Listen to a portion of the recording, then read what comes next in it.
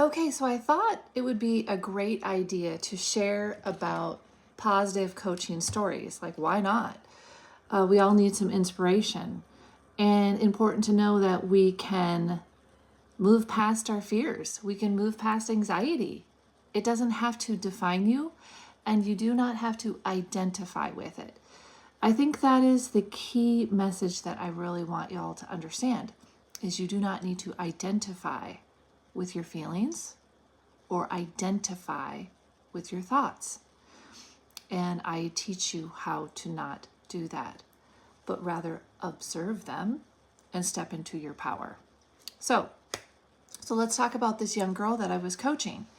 She was 17 when I started coaching her, and she was experiencing high anxiety. So one of the first things I noticed about her was that she had highly sensitive traits like I do.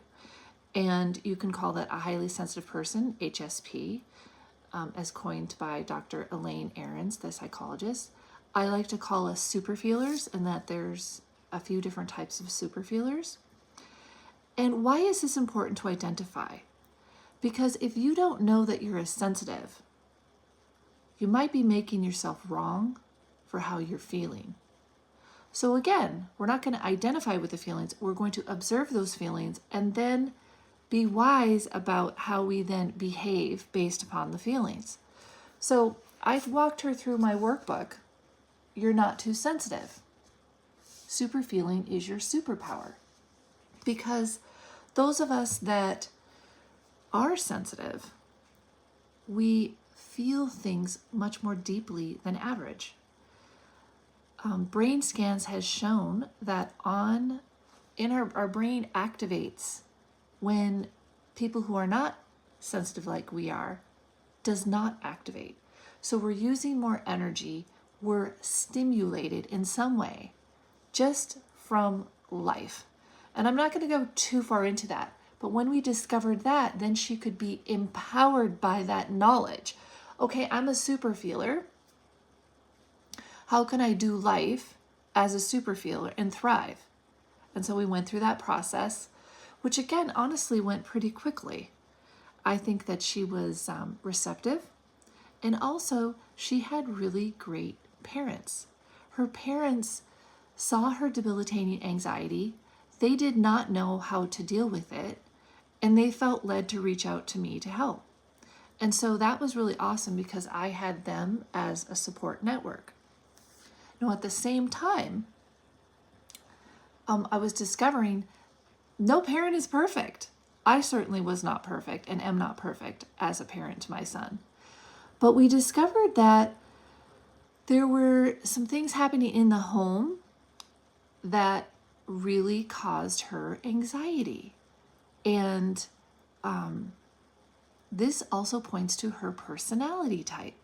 So another thing I do with my clients is we look at your Myers-Briggs trait indicator because I feel like it gives us a framework from which to build. So we discovered she's an ESFJ. And an ESFJ, they just want to be happy. They just want to enjoy life. They want fun. This trait, more than any other, really thrives on that. And they're sensitive as well. So besides being a super feeler, she also, her personality trait funneled into that as well. She was highly sensitive to tone, the tone of your voice.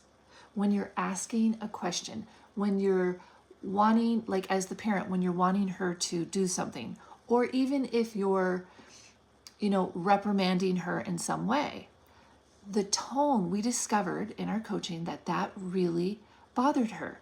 So there was a few things at play here. First, I helped her with the language skills to share with her parents that, if she was asked more nicely, she responds so much better to it. And again, we practiced it, we role played so that when she got in front of her parents, she wouldn't freeze and she would feel comfortable speaking what she needed. And it was really beautiful. So in this process, she's learning how to, I can speak forth in a kind way what I need. And yes, this is the parent. So I had to make sure that we didn't make her parents wrong per se. Oh, how could your parents use a tone like that? No, not at all. It was understanding that, you know what, in life we get busy and sometimes we forget the tone we're using. So it was a wonderful reminder, and her parents responded beautifully to what she needed. Now, at the same time, after establishing that, and by the way, once she did that, it was amazing. She felt so much better. Major anxiety was released. Now, if you're out there and thinking no big deal, but just remember she's 17. And remember that as a sensitive, we need to honor that she is going to be much more perceptive to any negative tones. And so now that her parents understood, they can collaborate with her. All right? So that went great. But that whole process also instilled in her confidence in who she is as a superfeeler, as an ESFJ, and confidence in being able to use language to speak forth what you need without it being a conflict. It wasn't conflict. It was speaking forth what she needed. And we need to do that in life. And most of us have not had that modeled to us in a positive way, or many of us have not. So we need to be taught how you can do that. You can ask for what you need kindly and lovingly, and to create harmony and flow. Okay, so that happened. And then we also realized, and this was a big part of her trait as well, is perfectionism.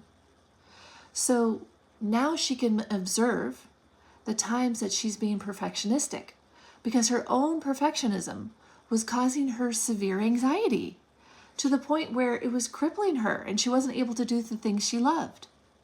So we looked at her perfectionism and we reframed it in a way where she could now observe herself and notice, without judgment but with love, when she was being perfectionistic, and realizing that it's okay. She doesn't need to be perfect. She can fail. So I'm sure in that process we had mantras that she spoke forth, wrote out, had on sticky notes on her mirror. So it becomes really beautiful, a process of awareness, reframing, so that you can then approach it empowered. Because the thing that is not empowered is saying, I guess I'm sensitive. I guess I'm really sensitive to tone, so I have to make sure everyone out there does what I need. When we get out into the real world outside of our family unit, the real world has their own insecurities, weaknesses, and challenges. We can't count on them. So at the end of the day, after we processed how she handled herself and handled how she cooperated and sort of led her family to what she needed in a kind way, then it was understanding that, out there in the real world, they're not necessarily going to collaborate with you. So at the end of the day, you are the one to take care of you. You are the one to be responsible for you. So if someone out in the world is not using the tone that she would prefer, she has to know who she is and handle and manage herself. And if it's in a situation where she's not able to voice to that person that they're not being kind and their tone is unkind, she has to take care of her. The buck stops with her. And from this empowered place, what happens is she becomes actually unfazed by what everyone out there is doing. It's so exciting. So I just wanted to share, I probably coached her for 2 months, once a week for 2 months, maybe not even fully that. It didn't take long at all. So she went from paralyzed anxiety to super empowered at 17. And by 18 now, she has her private pilot's license. She went through the interview process with a major airline. She got in, and she's doing it. She's making it happen. She doesn't even remember the old her that was paralyzed by anxiety anymore. That's what can happen. And so I wanted to share with you a few of the things that I also went through with her, so you know that you can do it yourself or hit me up. we learned about ego. The ego voice is the voice of anxiety. The ego voice is the voice of fear. So we learned about this ego so she could observe ego and offer love to the ego within that was causing her to believe untrue things about herself. We also went through Love Cures Anxiety, because everything I teach is based out of love. Love to yourself, love to others in your language. Remember what I was talking about with her, how she was loving language with her family, loving language with herself and her perfectionism. Loving language to yourself and others is what will cure you and honestly cure the world. So I hope this inspires you. 17-year-old, yeah, overcoming her anxiety and her fears, and now has her private pilot's license at the age of 18. All right, y'all, I do believe in you 100%, and let's make it a great day today. Let's have a perspective that receives and allows everything that happens today, and know who you are. You're amazing. You can do it. All right, until next time.